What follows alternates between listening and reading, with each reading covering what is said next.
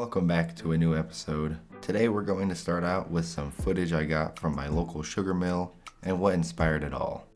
So here it is. This is me driving up to the old Great Western train station. That's been here pretty much forever.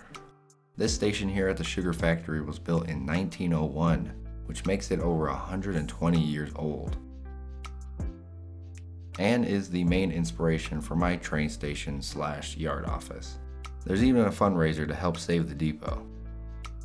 Here's a good view of the factory grounds of the sugar factory and all the tracks that are still used today to switch out and temporarily store freight cars for the surrounding industries. I'm not entirely sure, but I think they store some of the old engines in this old white warehouse. I think it's pretty cool to be able to go and visit where your layout is actually inspired by. It helps out a lot with creativity and making your own realistic operations. Now you get a better understanding of what all my ideas are for the layout here.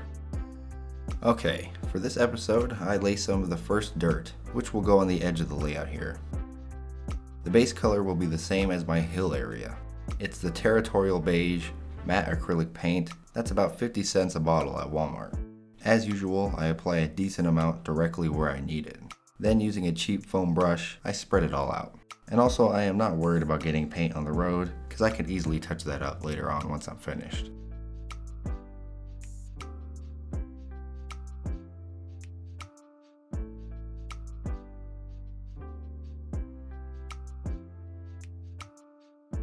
Next up, I'm using a glass bowl that will be used for mixing, my half light tan grout and my half regular dirt mix,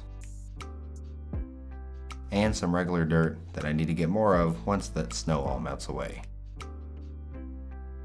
Pour the rest of the dirt in the bowl, then add 1 spoonful of the dirt mix. Then I give it a really good stir to make sure there aren't any inconsistencies.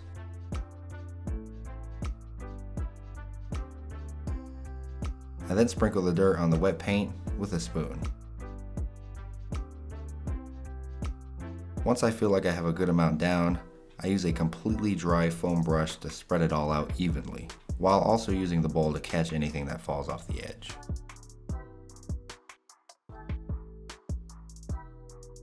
Here's what it will mostly look like after it's all glued. It might come out a little bit darker than how you see it now, which is kind of the look that I'm going for. And it's very nice to see some of that foam disappear.